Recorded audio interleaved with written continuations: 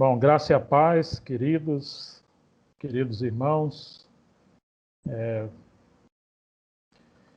Prazer enorme, né?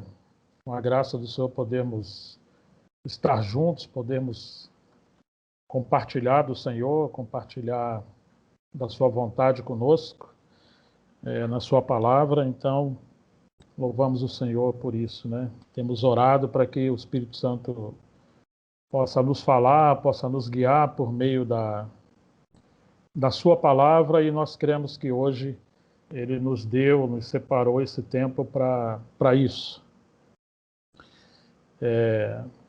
Convido meus irmãos a abrir comigo a palavra.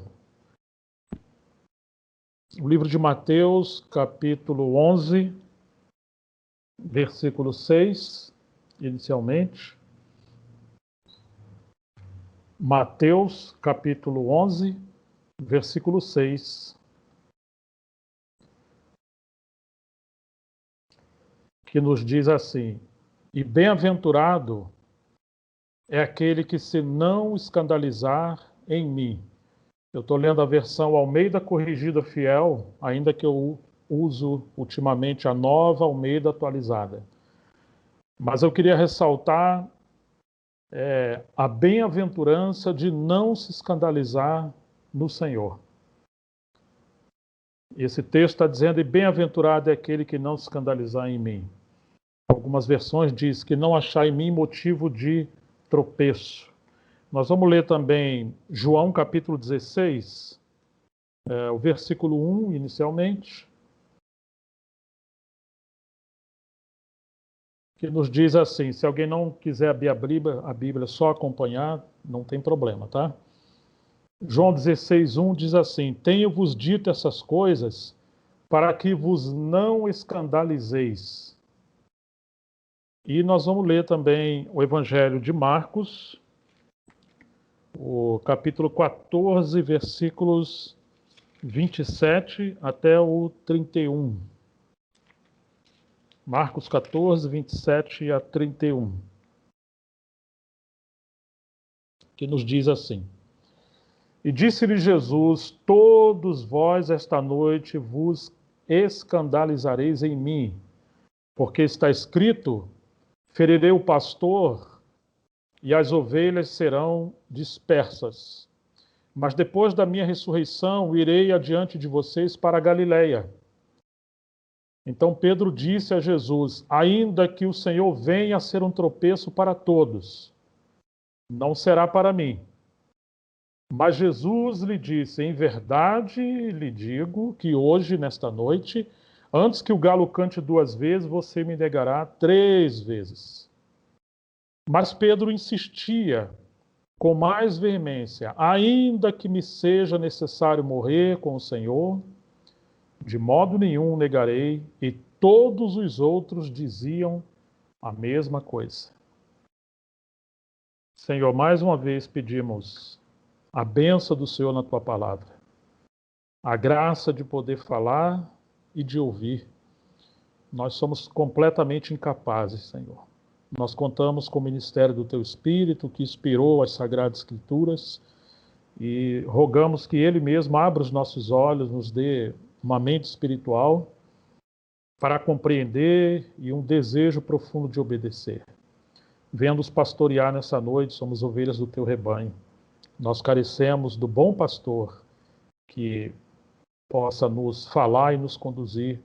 Estamos tão carentes de encorajamento e carentes de direção. Nós pedimos tudo isso para a tua glória, em nome de Jesus Cristo. Amém. Amados irmãos, o tema dessa mensagem, como já mencionei, é: não se escandalize com o Senhor. O primeiro texto que nós lemos, em Mateus 11, verso 6, bem-aventurado é aquele que se não escandalizar em mim. Acredito que vocês devam conhecer. João Batista estava preso. Ele foi o precursor de Jesus. Conforme a profecia, ele foi o anjo que veio preparar o caminho do Senhor. E João Batista, no início do seu ministério, falava com grande ênfase: Eis o Cordeiro de Deus que tira o pecado do mundo. Eu não o conhecia, mas aquele que me enviou a batizar, ele disse para mim que aquele sobre quem eu vir descer o Espírito Santo sobre ele, é esse que havia de ser enviado, ou seja, ele é o Messias. E João viu, no dia que ele batizou Jesus, e testemunhou que Jesus era o Messias, Jesus era o Cordeiro. E se você observar, especialmente o início do Evangelho de João, você vai ver que algumas vezes ele testemunhou que Jesus era o Cordeiro. Ele é o Messias, ele é aquele que havia de vir.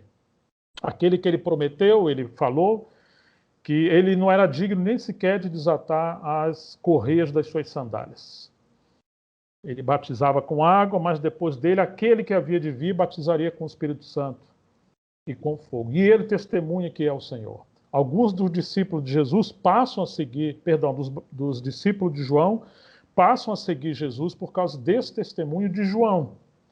Mas chegou um período que João Batista está preso. E ele está observando, ou pelo menos assim, ele está sendo informado pelos seus discípulos de todas as coisas que Jesus fazia em seu ministério. E Jesus não foi visitar João Batista na prisão. Jesus estava andando em todos aqueles povoados, vilarejos, cidadelas, e não foi visitar João Batista, que foi o seu precursor. Houve uma vez, inclusive, que Jesus foi até a mulher samaritana. Ele foi até a Samaria, um lugar que um judeu não iria. Era uma terra que eles consideravam imunda. E por causa da cultura misturada, que eles não eram 100% judeus, acreditava-se que era um povo que veio mesclado quando saíram do cativeiro babilônico lá, 70 anos preso, conforme a profecia de Jerusalém. Os samaritanos foi aquela mescla que ficou ao redor de Jerusalém. Então eles não representavam realmente Jerusalém ou o povo puro, então eles não se misturavam. Jesus não foi ver João Batista, mas ele foi ver aquela mulher que não apenas era samaritana, mas era uma mulher considerada imprópria, imoral, porque ela já tivera 5 maridos e o que tinha agora não era dela.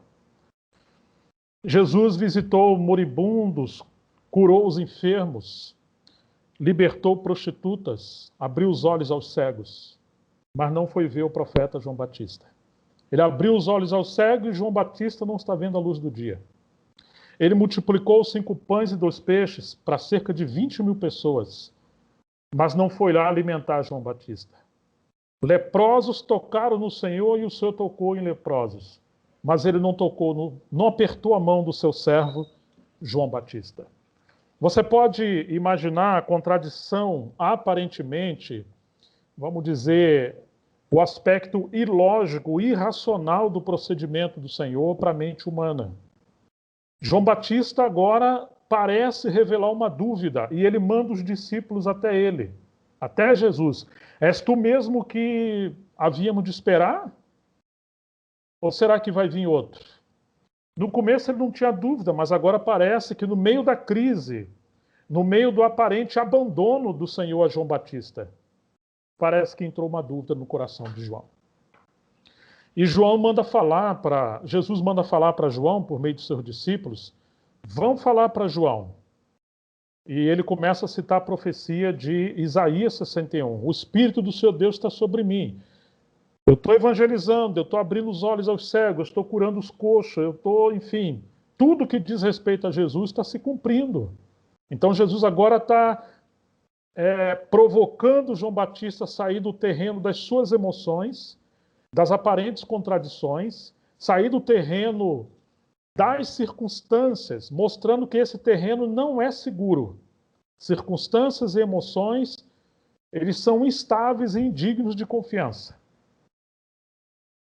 Tolo será o homem e a mulher que tentar levar a sua vida cristã baseado nas emoções ou nas circunstâncias, até que Deus coloque em ordem a nossa vida de fé e arrume a nossa teologia, arrume a nossa doutrina, porque a doutrina precede a ética. A doutrina pura leva uma vida cristã pura, uma igreja saudável e um ministério frutífero.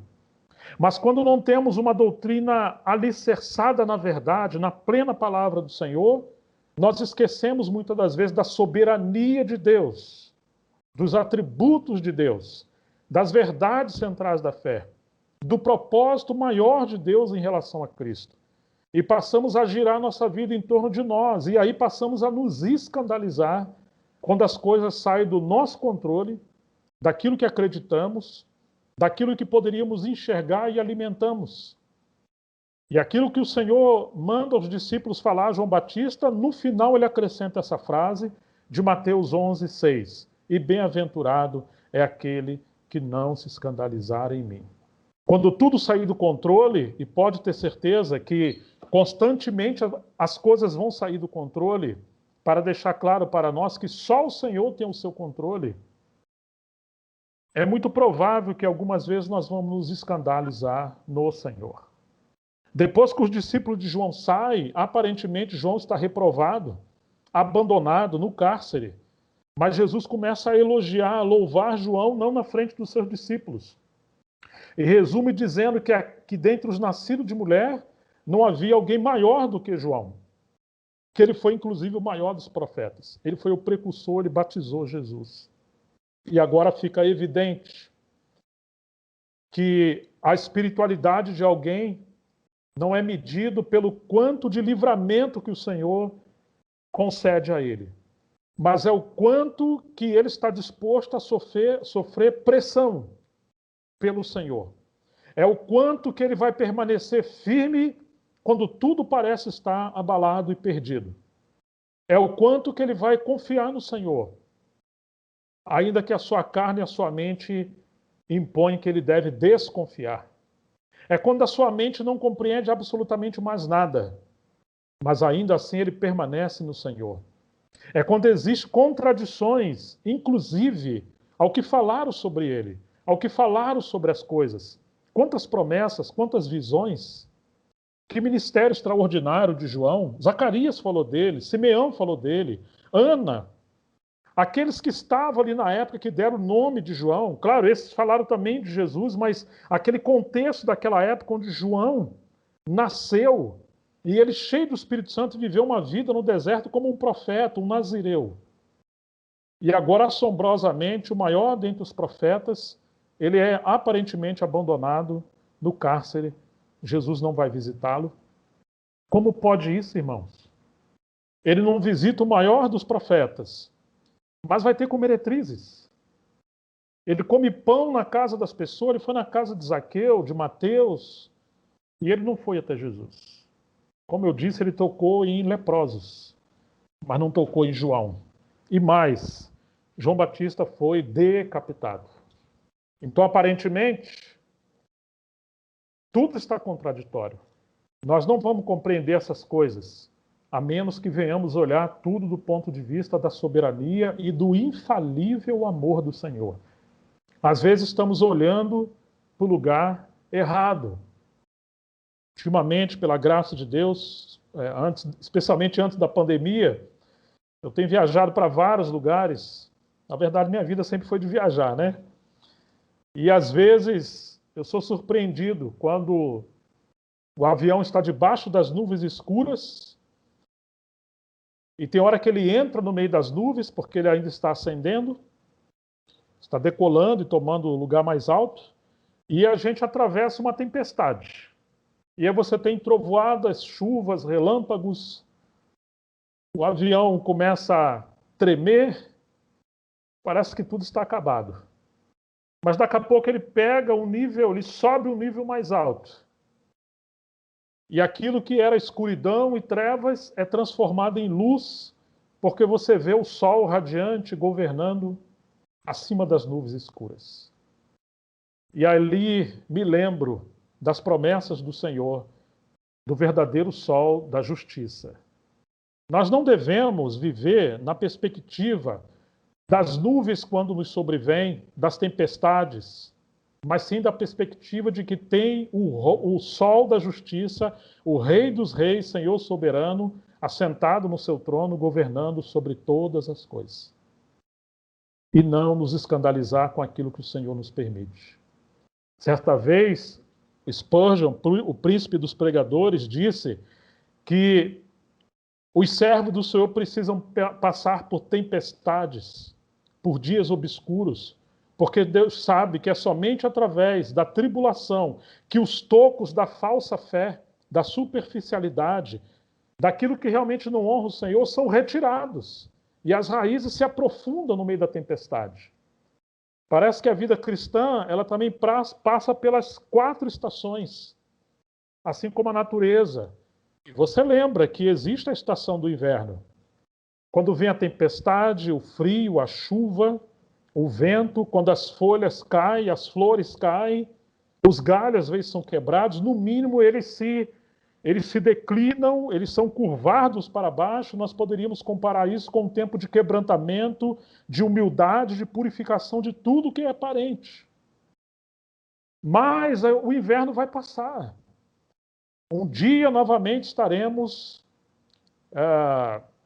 na primavera e haverá novas flores, novas folhas, mais frutos. Os pássaros voltam a cantar. O sol volta a reinar em toda a natureza. E haverá fulgor e uma nova vida fluindo. Mas às vezes nos escandalizamos com o Senhor e achamos que a vida é só uma tempestade. Ou às vezes somos ingênuos, achamos que a vida cristã é só uma primavera. Nós achamos que a vida cristã é simplesmente uma vida de canto e de louvores. Até chegarmos ao ponto de entender, como disse a W. Tozer, esse mundo não é um lugar de diversão. Esse mundo é um campo de batalha. Irmãos, nós estamos em guerra. Nosso descanso não é aqui. A nossa cidade de descanso, a Nova Jerusalém, ainda não chegou. Bem-aventurado é aquele que não se escandalizar em mim. Quando chegamos então na segunda passagem mencionada, João 16, versículo 1, eu tenho-vos dito essas coisas para que vocês não se escandalizem em mim. Um dia o Senhor ia partir, eles iam ter que levar o seu ministério adiante. E agora Jesus está dando uma série de orientações para eles. Nós vamos voltar a falar sobre esse capítulo, mas vamos saltar para Marcos, capítulo 14, versículo 27 em diante. Disse-lhe Jesus: esta noite todos vocês vão se escandalizar em mim. Todos vocês. Porque vai se cumprir uma profecia de Zacarias, capítulo 13, verso 7. Ferirei o pastor, as ovelhas se dispersarão. Esse é um princípio. Mas Jesus estava treinando os seus discípulos. Nada estava fora do controle. Às vezes a nossa vida é exatamente assim. Nós não estamos entendendo o que o Senhor está fazendo. Era necessário que Jesus partisse, senão a obra de Deus não seria completada. Era necessário que Jesus morresse e ressuscitasse, senão não havia o plano da redenção sendo consumado. Era necessário que ele morresse, ressuscitasse e ascendesse aos céus. Senão o Espírito Santo não seria derramado, não havia inauguração da igreja e a obra de Deus seria interrompida. Vocês vão se escandalizar, porque eles não tinham uma consciência, uma visão clara do que o Senhor veio falando e preparando a eles durante 3 anos e meio, e às vezes nós somos assim. O Senhor tem nos falado muitas coisas, mas às vezes nós não estamos apercebidos. E quando vem o tempo da provação, ficamos como ovelhas que não têm pastor, ainda que ele sempre nos prometeu que nunca nos abandonaria. Então, ele segue dizendo: olha, depois da minha ressurreição, ele dá uma palavra de esperança. E é isso que o Senhor está dando para nós, uma palavra de esperança, de que as coisas não saíram do controle, de que a vida não é só tempestade, trovoadas e trevas. Depois da ressurreição, ele venceria a morte. Ele tomaria as chaves da morte e do inferno. Eu iria diante de vocês para a Galileia. Então Pedro, olha que coisa, irmãos, terrível que representa a nossa natureza. Pedro disse: ainda que o Senhor venha a ser um tropeço para todos, não será para mim.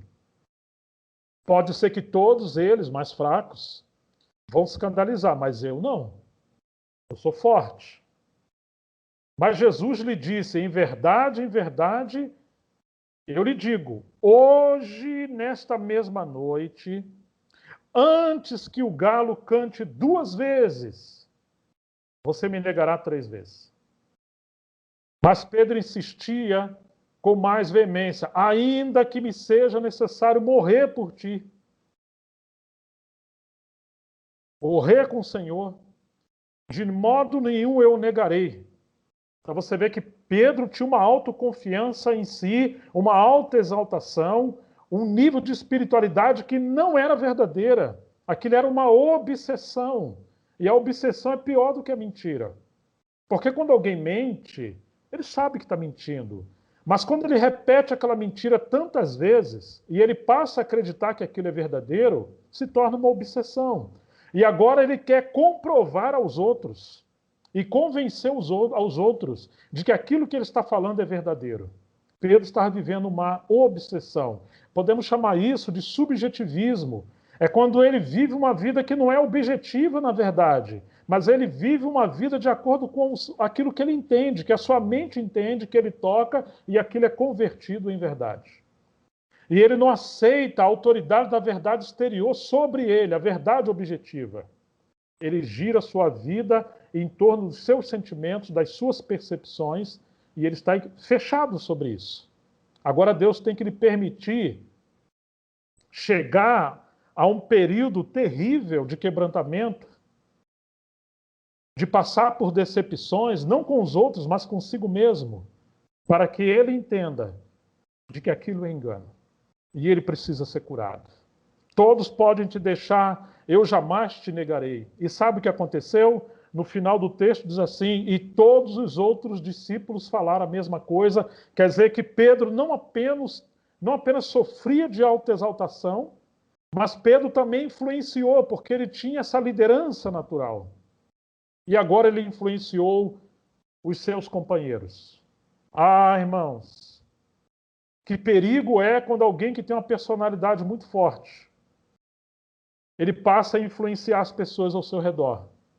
Mas se ele não é maduro, se ele não conhece a cruz, o quebrantamento, se ele não conhece a palavra, ele pode induzir as pessoas para uma falsa espiritualidade, para um misticismo, para uma experiência mística, para qualquer uma outra coisa que não seja a verdade da palavra de Deus e a verdade em si mesma. Lembra quando às vezes Jesus falou: em verdade vos digo. Os fariseus, escribas tinham a verdade, digamos a verdade objetiva, que era a palavra, as escrituras que eles conheciam do Velho Testamento. Mas eles não conheciam a verdade em verdade. Eles tinham a verdade do lado de fora, escrita, mas não tinham a verdade interiorizada neles. A verdade estava na cabeça, mas não desceu para o coração, não salvou-lhes a alma. Verdade no Evangelho de João, algumas vezes, é o mesmo que realidade espiritual. Os fariseus viviam também essa vida de obsessão. E às vezes Jesus tinha que falar: vocês não têm lido? Falar isso para os mestres dos judeus? Claro que eles estavam lendo. Mas Jesus falava que eles não estavam lendo com a lente correta. Eles estavam lendo com a lente do subjetivismo, da religiosidade, do orgulho, da tradição, da falsa espiritualidade. Ah, irmãos, às vezes queremos um trecho das Escrituras e não queremos as outras partes das Escrituras. Então nós não estamos lendo as Escrituras. Nós estamos lendo as nossas opiniões dentro das Escrituras. E nós torcemos as Escrituras. A palavra interpreta a palavra. A palavra deve ser a autoridade máxima sobre nós. A palavra interpreta as circunstâncias, ela dá rumo. Ela corta as heresias, o engano, ela fundamenta o cristão e a igreja. Deus tem compromisso com a sua verdade, não com as nossas opiniões. Oh, queridos, pelo menos 30 vezes no Novo Testamento aparece essa palavra ou esse conceito escandalizar. 30 vezes. Uma hora no sentido negativo, se a tua mão esquerda te faz tropeçar, o que você faz com ela? Arranca, corta e joga fora. A palavra tropeçar no original ali é escandalizar. Se a tua mão, algum membro em você te faz escandalizar, tropeçar para não seguir o Senhor, arranca, corta, porque é melhor entrar no reino faltando um membro do que com todo o teu corpo ser lançado ao inferno. Ai daquele que escandalizar um desses meus pequeninos, ou seja, que se tornar um tropeço, ou fazer qualquer coisa que vai levar alguém a se desviar. Por Jesus também faz um discurso mais duro. Os discípulos falaram, mestre, eles se escandalizaram. Alguns se escandalizaram no Senhor e deixaram de seguir o Senhor. E agora Jesus está mostrando, talvez, o nível de escandalizar que jamais alguém pensaria. Já não é o mundo que vai escandalizar, já não é a religião, já não é o inimigo, nem nós mesmos. Já não são os hereges ou o falso profeta. Jesus está dizendo, bem-aventurado é aquele que não se escandalizar em mim. Bem-aventurado aquele que, quando as coisas saírem do seu campo de pensamento, de racionalidade, você ainda permaneça crendo. Quando as coisas entrarem em contradição, você ainda permaneça crendo. Bem-aventurado é aquele que não se escandalizar quando o Senhor fizer coisas que aparentemente não são justas. Não faz sentido. Parece que Ele não ouve as nossas orações. Parece que Ele não nos cura. Parece que Ele não alivia a dor. Parece que nos abandonou no meio da crise, da tribulação, quando menos esperava o Senhor. E corremos um risco de ficarmos escandalizados. O tempo que nós vivemos hoje é um tempo de muitas crises. Eu me lembro que quando estive em Manaus em 2019, final do ano, eu liberei 3 mensagens entre vocês. E uma delas foi sobre conhecer e seguir o Senhor entre o ordinário e o extraordinário. Quando entramos num tempo de catástrofes, de crise, de terremotos espirituais, inclusive colapsos sociais, políticos, e vimos vários exemplos, inclusive do primeiro século, quando Nero incendeia Roma e irrompe uma perseguição. Depois o templo é destruído no ano 70. Paulo é decapitado. Pedro é decapitado de cabeça para baixo. Quantas perseguições irromperam na história da igreja? Quantos cristãos queimados, torturados, cerrados pelo meio? Quantos irmãos perseguidos? E o Senhor encorajando, fortalecendo, consolando.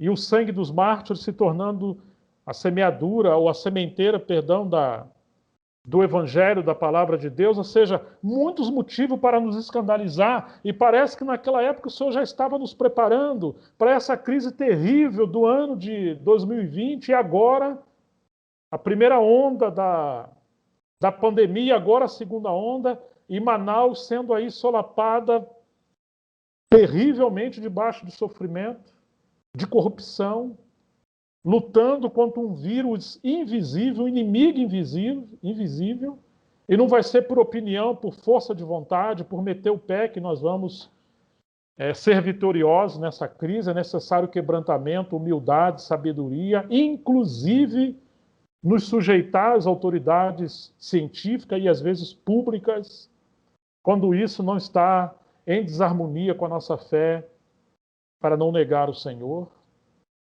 É um tempo terrível, de provação. Bem-aventurado é aquele que não se escandalizar em mim.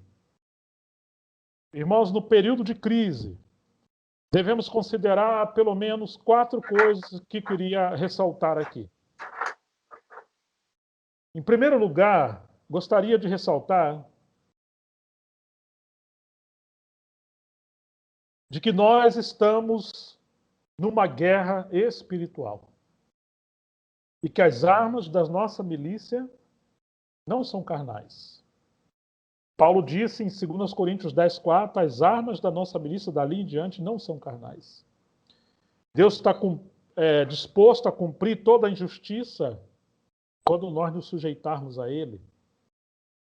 Mas Paulo falando que as armas que estamos nessa guerra, no livro de Efésios, capítulo 6, verso 10, acredito que todos conheçam.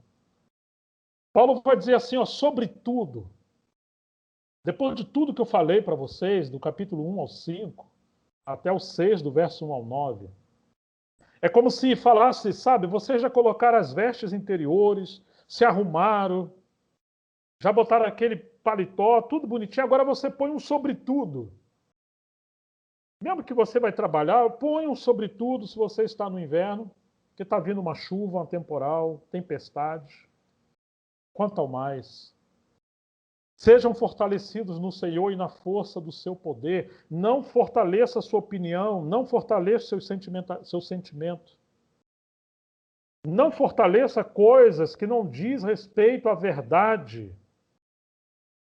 Nós temos que seguir a verdade em amor. Fortaleça-se na graça que há em Cristo Jesus.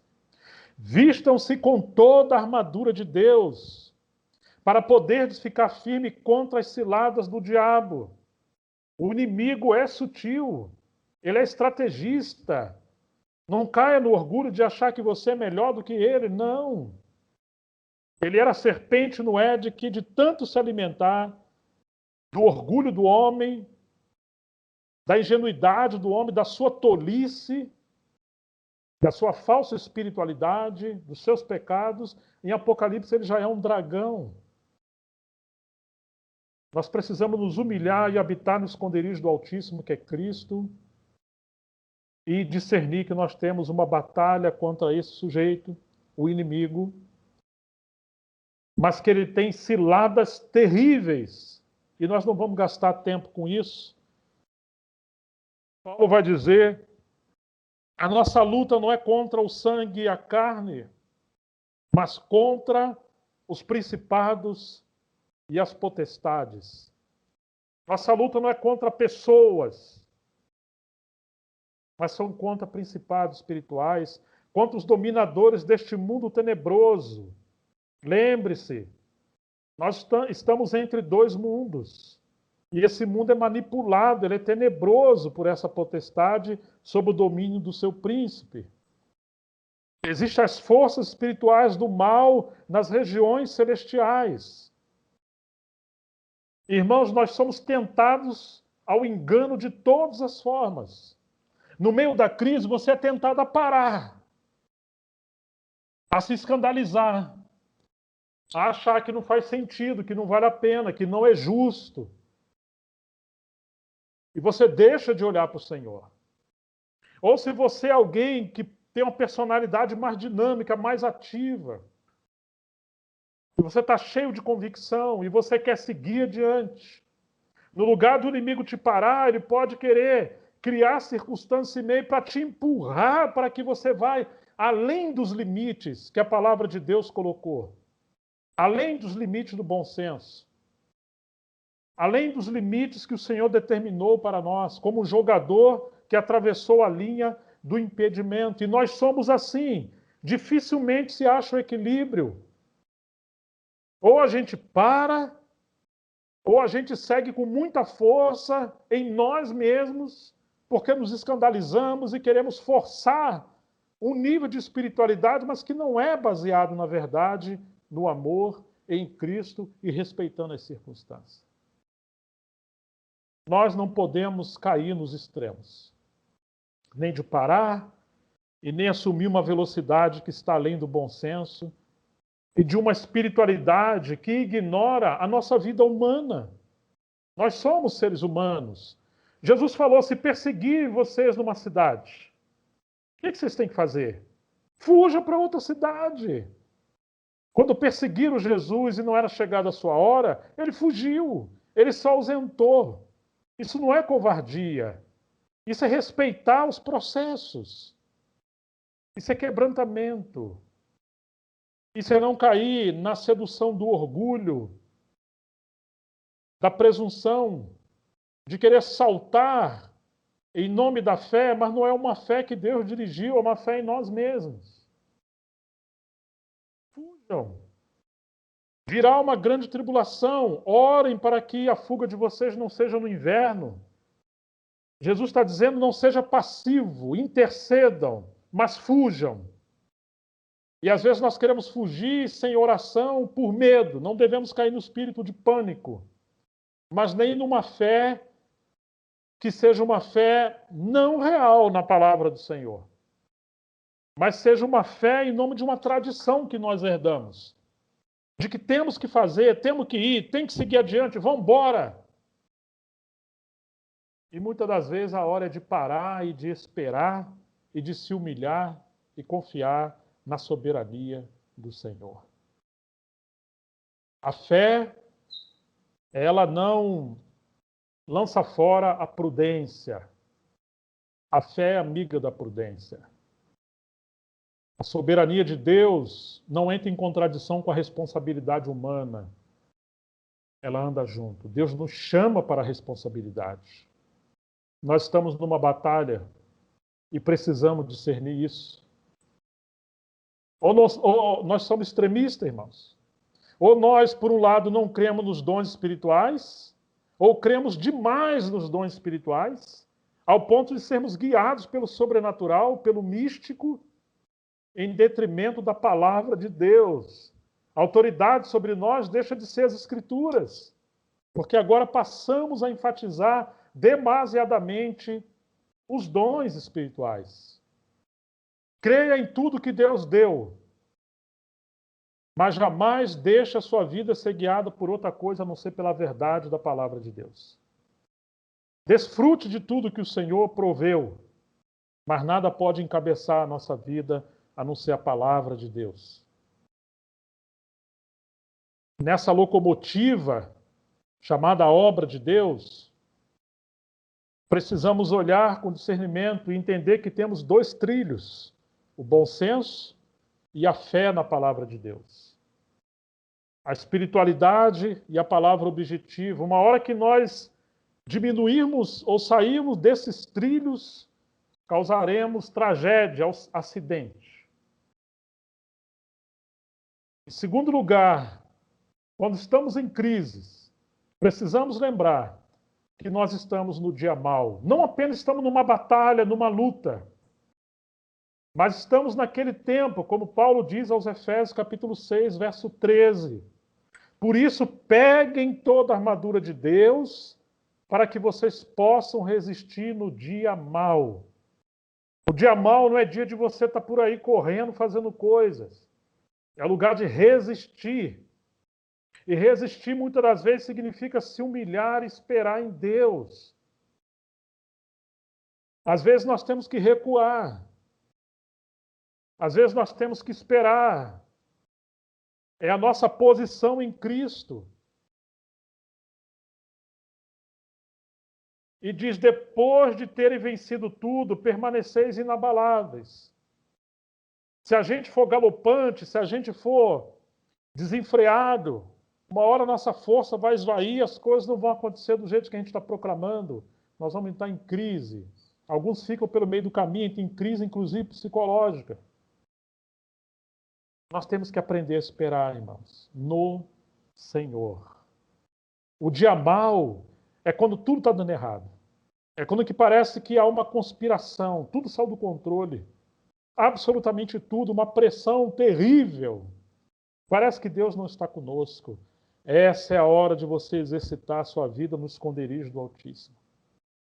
Confiar no Senhor, esperar no Senhor. Portanto, disse Paulo, fiquem firmes. Esperem. Cingem-se com a verdade. Cuidado com suas emoções. Cuidado com o que os outros falam. Cuidado com opiniões de pessoas que não conhecem em profundidade a palavra e o Senhor. Que a sua roupagem não seja o exterior, não seja as circunstâncias. Vistam-se com a verdade. Coloque uma couraça de justiça na sua frente. Tenham seus pés calçados com a preparação do evangelho da paz. Não recua, mas também não ande loucamente. Ande no evangelho. Tenha o seu escudo da fé com o qual você vai poder apagar todos os dardos inflamados do maligno, aquelas setas que vêm com fogo. Charles Swindoll, um autor experiente, eu era jovem quando li isso. Ele mencionou num livro, você não pode impedir que os pássaros voem sobre a sua cabeça, mas você pode impedir que eles pousem, façam ninhos e dê cria. Ou seja, irmãos, tenha o capacete, tenha o escudo da fé, digo, e você vai poder apagar todos os dardos inflamados do maligno. Se você conhece a palavra de Deus, você fala, em nome de Jesus está escrito isso, eu rejeito isso. Jesus, quando estava no deserto sendo tentado, provado, aquele dia mal dele, que durou 40 dias, nós não sabemos quanto tempo dura o nosso dia mal, ele não aceitou entrar no campo da dúvida, da especulação, do argumento, ele simplesmente falava, está escrito. Usa o capacete da salvação, usa a espada do Espírito, que é a palavra de Deus, como Jesus usou, e aí você vai cortar as mentiras, os enganos, vai poder prevalecer. Não usa a espada ou as coisas para você combater contra os irmãos, ter luta contra os irmãos, ter crise contra os irmãos. Mas é para pregar o Evangelho, levar a obra de Deus adiante e prevalecer contra a heresia, os enganos. Ore em todo o tempo, no Espírito, com todo tipo de oração e súplica. Ore também por mim. Ore por aqueles que servem. Ore para que o Senhor levante obreiros para a sua seara. Ore para aqueles ministérios que o Senhor colocou para ajudar, para servir a igreja. Para que me seja dada no abrir da boca a palavra para eu falar com ousadia e tornar o mistério do Evangelho conhecido. Aquele que fala a palavra precisa ser um homem de oração. Se dedicar, se debruçar, cavar, para não inventar nada no púlpito. No momento de falar, ele tem que ser sério com Deus. Prega a palavra. Não pregue a sua opinião. Não ache. Não invente. Prega a palavra tal como ela é. E peça oração e orem, oremos, para que aqueles que sirvam realmente com a palavra de Deus contextualizada e aplicada. Aquele que fala, leia as Escrituras, contextualize, explique a história que você está lendo e faça aplicação. Mas não sai dali. Não leia um texto e vai para outro lugar. Não cause dano aos irmãos. Se prepare. Em terceiro lugar, quando nós estamos em crises, muito cuidado com os boatos e as especulações. Oh, meus amados irmãos, queridas irmãs, no tempo da crise, é um solo fértil para o inimigo semear mentira, dúvidas, boatos, especulações, teoria da conspiração. Você deve se lembrar que Jesus falou para Pedro a forma que ele iria morrer e honrar o Senhor. Final do Evangelho de João, capítulo 21. Então Pedro, voltando-se para trás, ele viu aquele discípulo a quem Jesus amava, que também estava vindo. E Pedro, ao vê-lo, perguntou a Jesus, Senhor, e quanto a esse? O que será feito dele? Jesus respondeu, se eu quero que ele permaneça até que eu venha, o que importa isso a você? Não se escandalize com o que eu estarei fazendo a você, porque Pedro ia morrer. É disso que Jesus estava fazendo. Se eu quero que ele fique até que venha, o que você tem com isso? Segue-me tu, você siga o Senhor. Pare de olhar para os outros. Sabe o que aconteceu? Espalhou-se entre os irmãos a notícia de que aquele discípulo, que era João, não morreria. Mas na Bíblia está escrito no final do Evangelho de João, ora, Jesus não tinha dito isto, que tal discípulo, João, não morreria, mas ele disse, se eu quero que ele fique ou permaneça até que eu venha, o que isso importa a você? Segue-me tu, você está vendo que está surgindo um boato aqui, irmãos? Satanás é muito bom nisso. E os homens carnais, mulheres carnais também. O Watchman falou, a igreja na China foi perseguida, que nada destrói tanto a igreja do que os boatos, os fuxicos, as mentiras. Destrói mais do que a perseguição literal. Quarto lugar, irmãos. As crises são oportunidade para uma nova fase com Deus. Presta atenção nisso. É nas crises que os verdadeiros líderes se manifestam.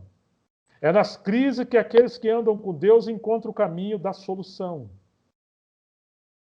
Em Atos capítulo 1, verso 4, depois que Jesus ressuscita, ele está comendo com eles e deu-lhes uma ordem: não se afaste de Jerusalém.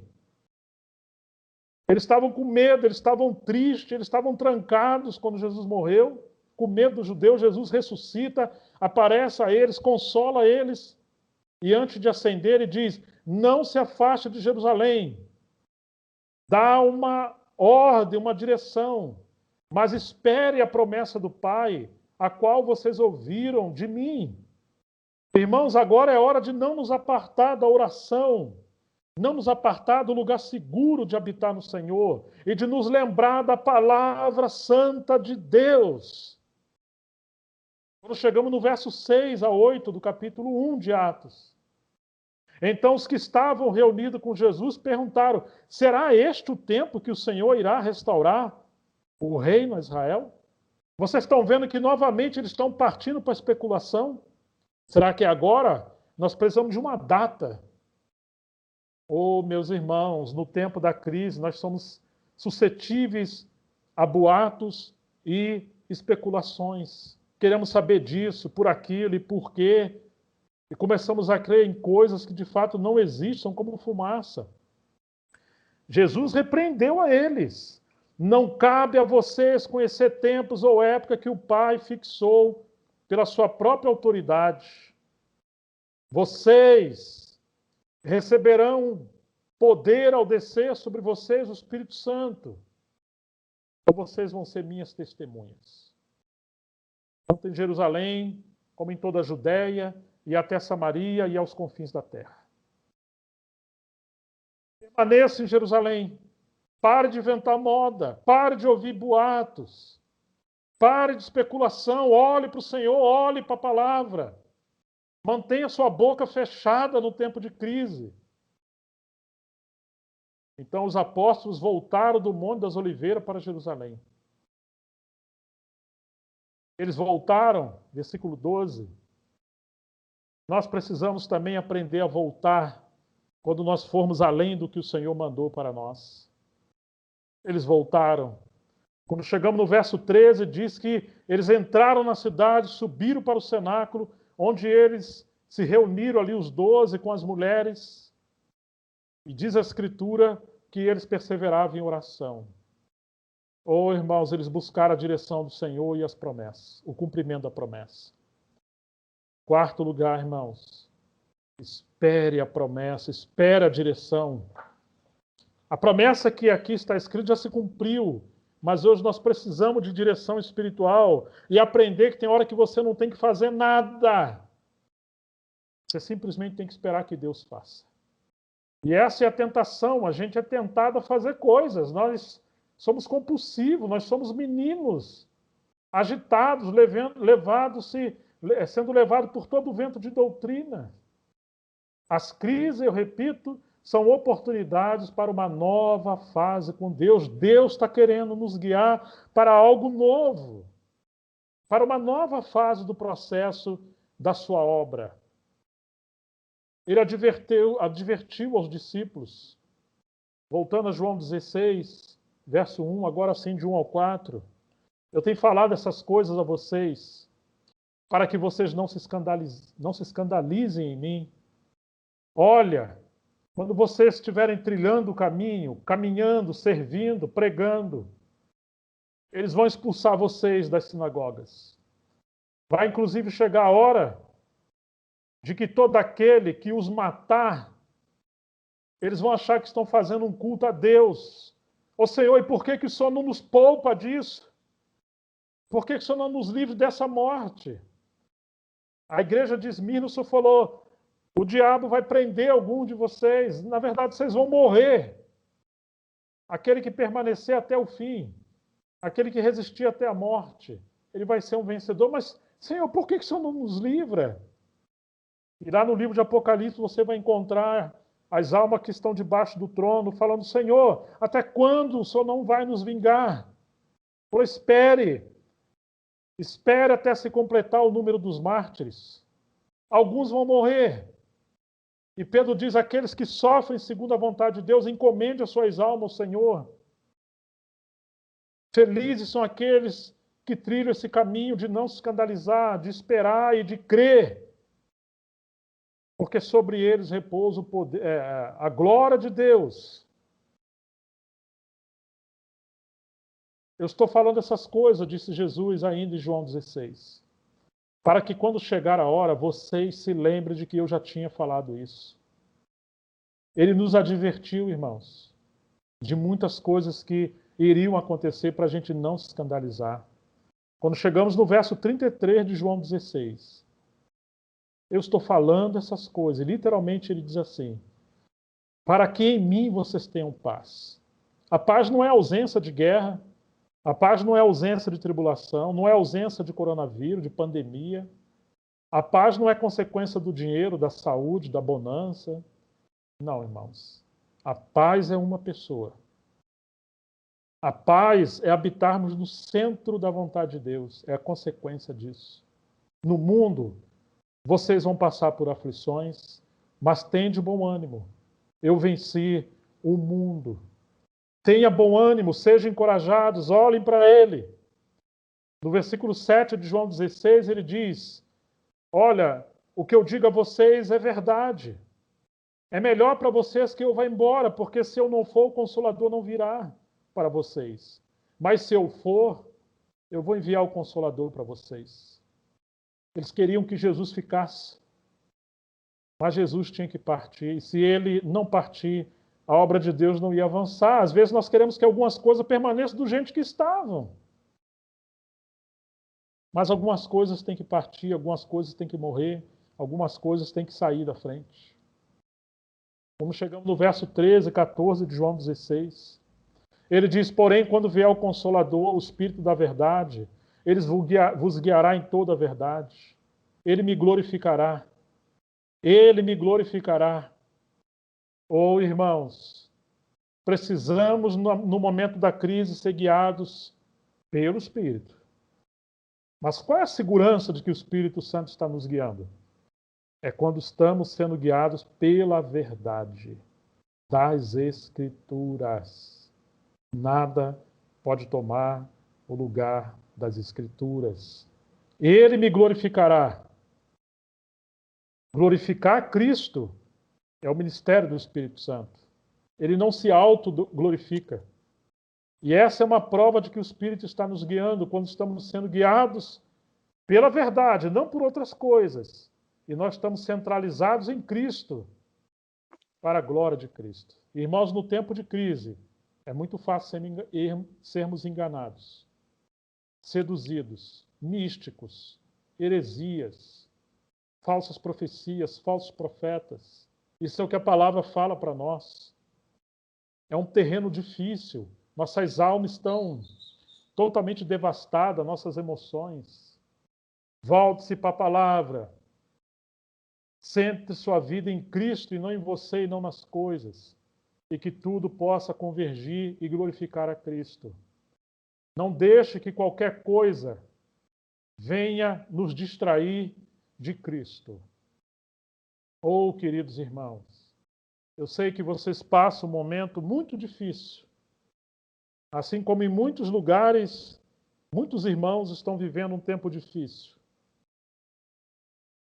Pode ser que muitos de vocês tenham se escandalizados ou estão escandalizados. E nós, às vezes, nos escandalizamos.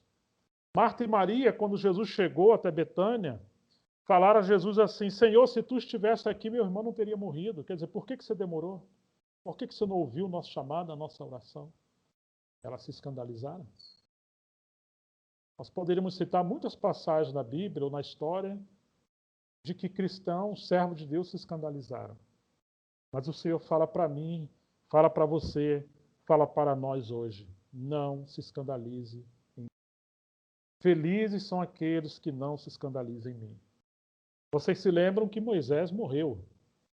E quando chegamos no capítulo 1 de Josué, parece que todos estavam escandalizados. Ele era um grande líder, Moisés. Você não precisa abrir, eu quero só lembrar vocês.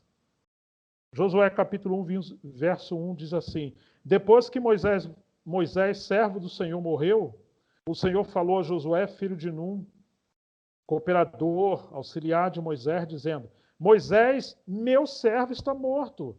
Prepare-se agora e passe esse Jordão, você e todo este povo, e entre na terra que eu vou dar aos filhos de Israel. Ei, não fica olhando para trás. Não faça do servo de Deus um ídolo. Olhe para frente. A terra para conquistar, a obra de Deus precisa avançar. Ele é meu servo, mas o Senhor o levou para ele.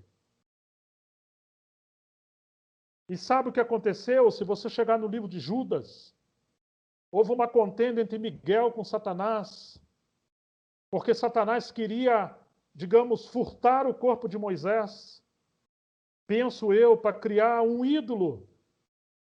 Porque Moisés foi enterrado de maneira sobrenatural, misteriosa, para que ninguém encontrasse. Porque sem encontrar o corpo de Moisés, ele já queria idolatrar Moisés. E quando Jesus veio, os judeus diziam que era um discípulo de Moisés. Agora você imagine se Satanás conseguisse levantar o corpo de Moisés. Que terrível! Quantas coisas que Deus colocou, dons espirituais, ministérios, experiência, liderança, muitas coisas. Mas que o inimigo sutilmente quer colocar essas coisas no lugar do Senhor, e quando essas coisas entram no lugar do Senhor, ele vai cortar.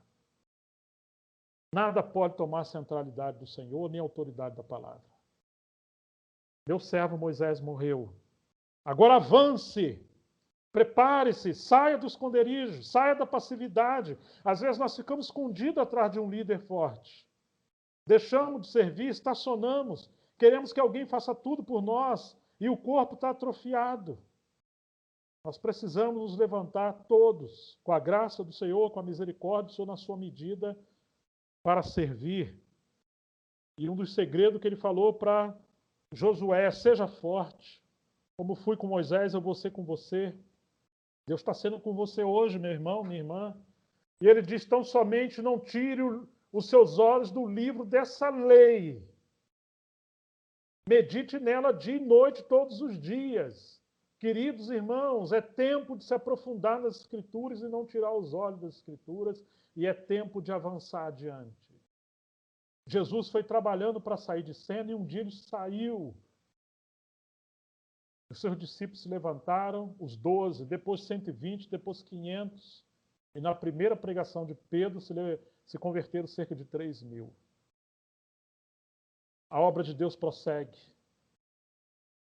Eles não ficaram sem pastor, porque o sumo pastor habitava dentro deles. E se você olhar Hebreus capítulo 3, diz para a gente considerar atentamente, nós que temos ouvido o chamamento celestial, para o autor e consumador da nossa fé. O capítulo 12 diz assim, e o 3 diz que ele é o sumo sacerdote e o apóstolo da nossa confissão. Ele intercede por nós e ele nos lidera. Vocês não estão sozinhos, nós não estamos sozinhos. Ele quer nos levar e ele está nos levando a uma nova fase da sua obra. Bem-aventurado é aquele que não se escandalizar em mim.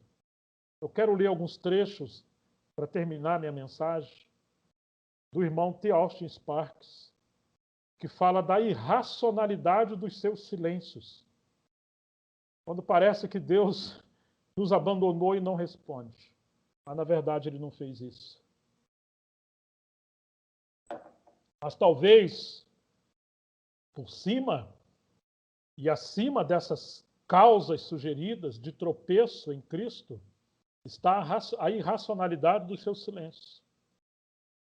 Eu me simpatizo com João Batista em sua perplexidade. Será que é realmente este o Cristo que havia de vir ou devemos esperar outro? Se ele é o Cristo, por que não age como Cristo? Por que ele nada faz para libertar o seu arauto, aquele que veio falar dele, que agora está cativo Por que ele não foi trazer paz ao coração conturbado de João Batista? Uma visita de Cristo mudaria a sua prisão num palácio. Um aperto de mão de Jesus transformaria em trevas as trevas de João em glória. Mas Jesus não lhe concedeu isso. Mesmo aconteceu em Betânia, quando ele deixou Marta e Maria entregues à tristeza por 2 longos e enfadonhos dias. Vocês estão percebendo, irmãos? Eu me identifico com elas em sua total incapacidade de compreender a demora de Cristo à luz do seu amor. E também no protesto implícito na palavra com a qual elas o saudaram: Senhor, se estiver aqui, não teria morrido meu irmão. João 11, versículo 21. Seu silêncio parecia totalmente injustificável. E ainda parece injustificável quando ele aparentemente não presta atenção às nossas orações e clamamos como se há um céu silencioso. Quem não conhece essa amarga experiência e tentação sutil, a tentação sutil de emboscada ali? Você tem orado pela conversão dos seus queridos, mas ainda hoje eles permanecem inflexíveis e impenitentes como sempre. Você orou por coisas temporais que parecem totalmente necessárias e nenhuma resposta veio. Você buscou alívio de alguma carga opressiva, mas nenhum alívio foi concedido. E hoje ela está ainda mais pesada do que antes. E o pensamento de que o silêncio de Cristo é injustificável nunca está distante demais. A lealdade a Ele se torna algo enfadonhamente cansativo, chegando quase à estafa. E é quase desculpável ficar escandalizado com Ele. Mas ainda assim, como aconteceu com João na prisão, e com as irmãs em Betânia, e multidões de outros em todas as épocas, ele não está desatento, mesmo que seu silêncio pareça indicar isso. Ele está treinando a eles e a nós para entendermos a fé, para vivermos na esfera do invisível e eterno, para andarmos em seus próprios passos. Algumas vezes o que chamamos de oração não respondida é, sem dúvida alguma, prova de uma bênção muito maior do que se Deus tivesse nos respondido, ou daquilo que poderíamos almejar para agora.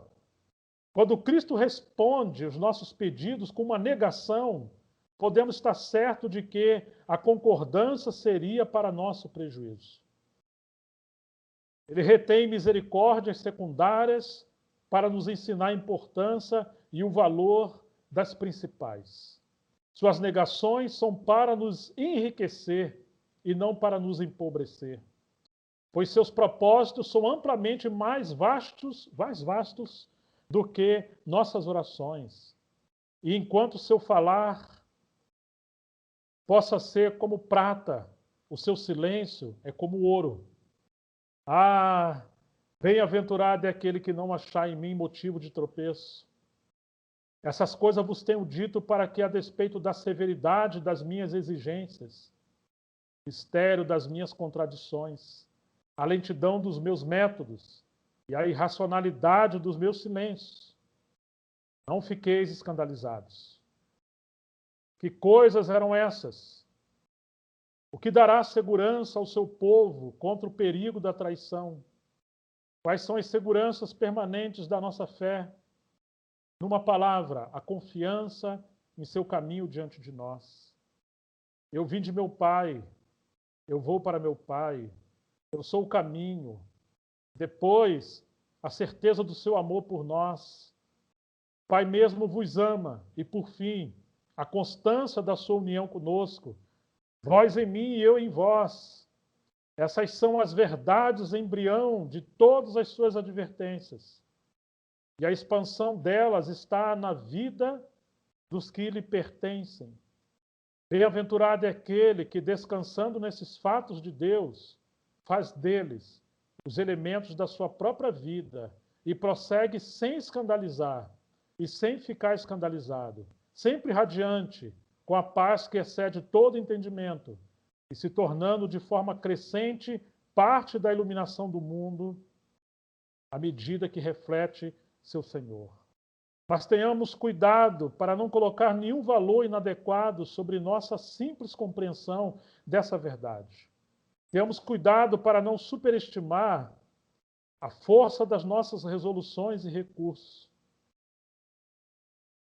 Tenhamos cuidado para não dizer algo como, ainda que venha a ser um tropeço para nós, perdão para todos, nunca o será para mim. Antes, numa dependência sensível e humilde de Cristo, que sempre se expressa numa devoção e lealdade de ferro à sua palavra. Busquemos viver como homens cuja fé se manifesta, pois é a condição que governa toda a bem-aventurança daquele que não fica escandalizado, daquele que não acha no Senhor motivo de tropeço, daquele que não fica ofendido do seu Senhor. Queridos irmãos e irmãs, bem-aventurado aquele que não se escandalizar em mim. No mundo tereis aflição, aflições. Tende bom ânimo, eu venci em mim. Em mim vocês têm paz. Deus os abençoe e vos fortaleça e capacite a serem fiéis nesse tempo. Capacite a ter os olhos totalmente no Senhor e na sua palavra e desconfiar das situações, do inverno que passa, das emoções turbulentas.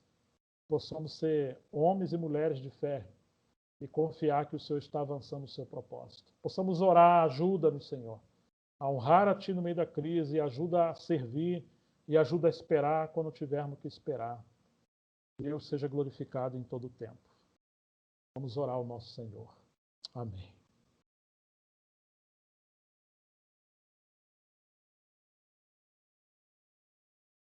Pai, em nome de Jesus Cristo, nós que somos tão pequenos, nós que somos tão vulneráveis, tão incapazes, nós que muitas das vezes levamos uma vida centrada em nossa experiência e para o bem-estar, não entendemos quando as coisas parecem estar fora de controle, até entendermos que tudo está sob controle, nas mãos soberanas, curadas do cravo, que é o nosso Senhor. Ó Deus amado, fortaleça todos nós. Como o Senhor falou a Josué para seguirmos adiante, como o Senhor treinou também os discípulos para seguir adiante, ajuda-nos a seguir adiante. Ajuda-nos a esperar quando tivermos que esperar. A estar debaixo da disciplina do Senhor quando tivermos disciplina. Ajuda-nos a confiar de que o sol da justiça está reinando sobre a noite escura da alma, sobre a tempestade da vida, e que o Senhor nos ama, que nada está fora do seu controle. Console-nos, fortaleça-nos a todos nós. Console a todos os irmãos, fortaleça a todos os irmãos. Fortaleça especialmente pela tua palavra. Que o Senhor seja glorificado em todas as coisas. Em nome de Jesus, para a tua glória. Amém. Passo a palavra aos meus irmãos. Não sei se ainda teremos alguns minutos, se alguém quiser compartilhar ou fazer pergunta e interagir, mas enfim, vocês que presidem, para mim é um grande privilégio